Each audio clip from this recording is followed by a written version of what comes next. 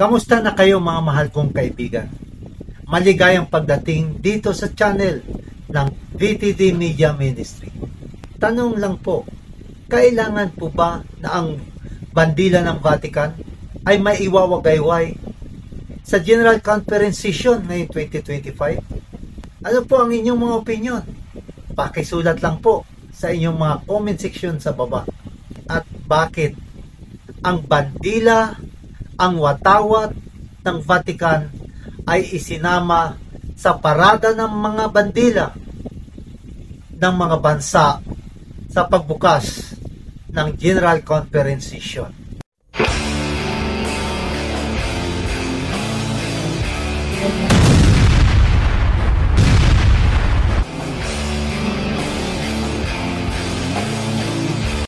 At dumating ang isa sa 7 anghel na may 7 mangkok at nagsalita sa akin na nagsasabi, "Halika, ipapakita ko sa iyo ang hatol sa tanyag na mahalay na babae na nakaupo sa ibabaw ng maraming tubig, na sa kanya ay nakiapid ang mga hari sa lupa, at ang mga naninirahan sa lupa ay nalasing sa alak ng kanyang pakikiapid." Sa ika-61st General Conference Session, ilang taon na ang nakaraan. Ang mundo ng mga Adventista ay gulat na gulat nang magsimulang ipinarada ang mga watawat ng iba't ibang bansa. Ang mga tao ay nagsisigaw ng papuri sa pagtanggap sa iba't ibang bansa. Nandoon ang Western Central Africa, Aruba, Rwanda, Pakistan, ang misyon ng Onyong Chino, ang Morocco, Madagascar at marami pang iba. Ngunit ang isang bagay ay lumikha ng kalituhan nang si Ted Wilson ay nagbigay ng paggalang sa bandila ng Vatican.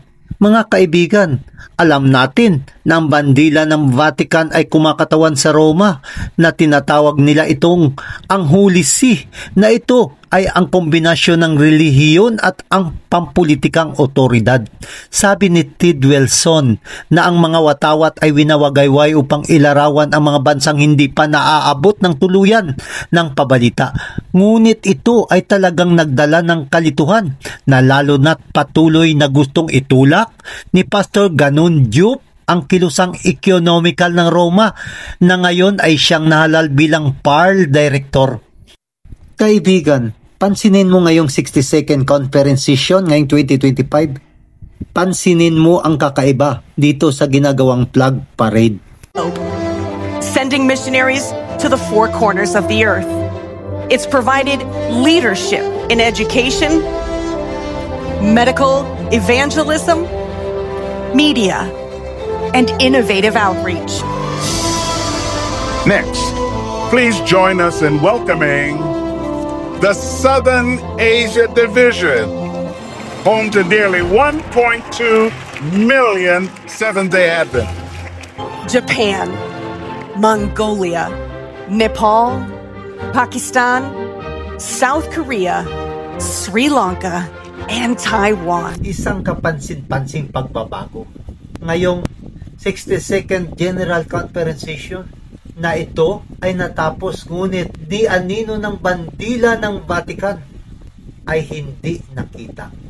Kung ganun, bakit pinayagan ni President Ted Wilson ang Vatican flag sa nakaraang General Conference Session, samantala ngayon ay hindi na ito ipinakita?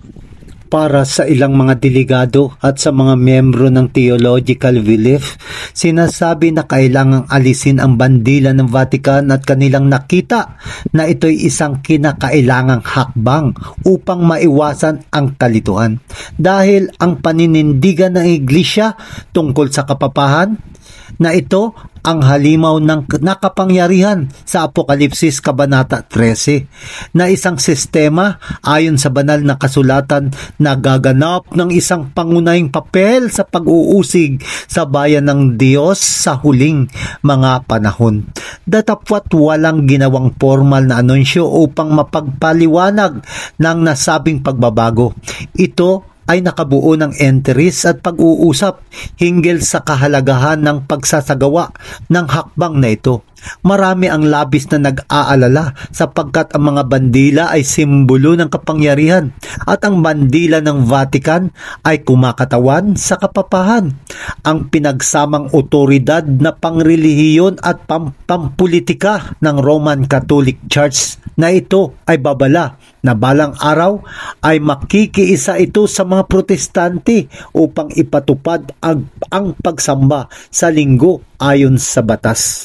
Araw ng Miyerkules, July 9, 2025, si Pastor Michael Ryan na dating Vice President ng General Conference ay nagbigay ng 30 minutong pagbabasa ng Biblia na nagsipi mula sa banal na kasulatan. Walang komentaryo, tanging salita lang ng Diyos na sinamahan ng paglalarawan mula sa PowerPoint. Makikita mo ang mga pinaikling clip, iba't ibang larawan ng Vatican, iba't ibang larawan ng mga naging papa, nandyan ang misa ng Eucharistia, ang kabanalan ng araw ng linggo, at iba pang mga visual na naglalarawan sa Katoliko. Mga tema na nagbibigay ng konteksto sa mga talata ng Biblia. Hindi lang iyon basta presentation na inihatid sa mga delegado at bisita sa sesyon.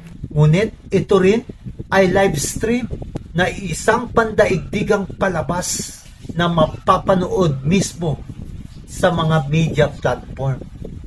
Even to the prince of the host, by whom the daily sacrifice was taken away and the place of his sanctuary cast down, and a host was given him against the daily sacrifice by reason of transgression. And it cast down the truth to the ground, and it practiced and prospered. And I stood upon the sand of the sea, and I saw a beast come up out of the sea, having 7 heads and 10 horns, and upon his horns 10 crowns, and upon his heads the name of blasphemy. And the beast which I saw was like unto a leopard, and his feet were as the feet of a bear, and his mouth as the mouth of a lion.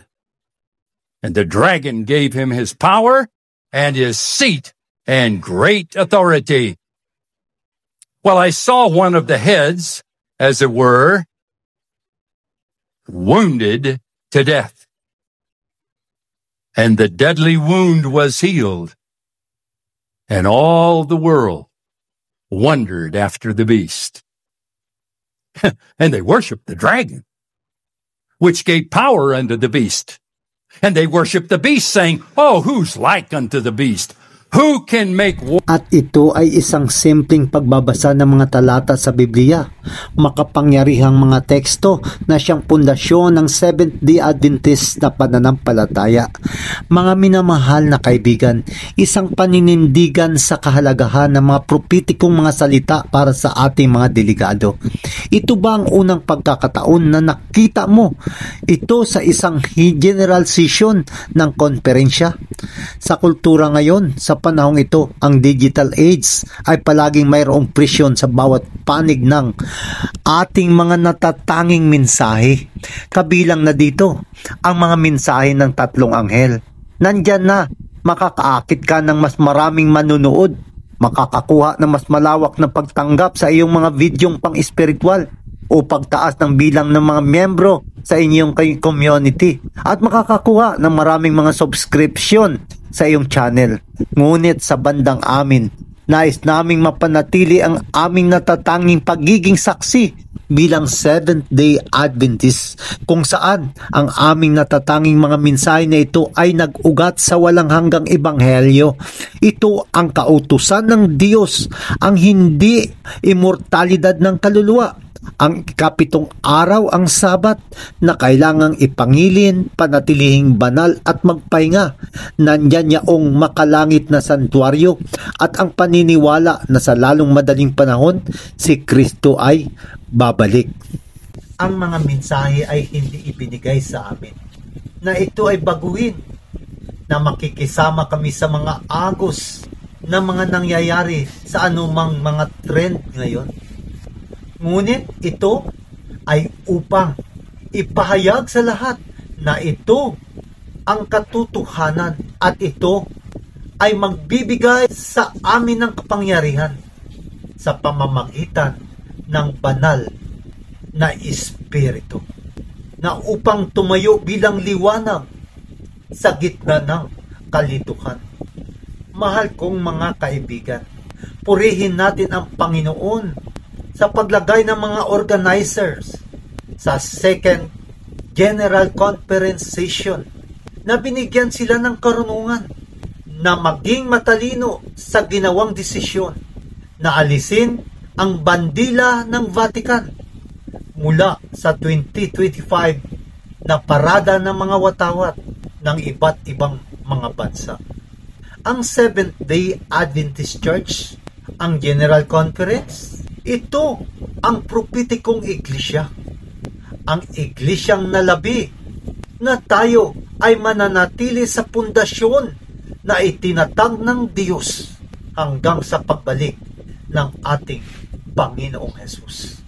At doon ay maririnig natin ang salita ng Diyos na nagmula sa trono habang tayo'y nakatayo sa harapan ng kanyang trono, na nagsasabi, naririto ang pagtiyatyaga ng aking mga banal. Sino sila? Ang mga nagsitupad sa utos ng Diyos at may patutuo ng ating Panginoong Hesus. Salamat mga mahal kong mga kaibigan. Patuloy lang tayong mananatili tapat. Isulat sa inyong mga komento sa baba, mananatili akong tapat sa aking Panginoong Hesus. Hanggang sa muli, dito lang po sa channel ng VTD Media Ministry para sa programa ng mga istorya, propesiya at mga katotohanan na nagmula sa Biblia.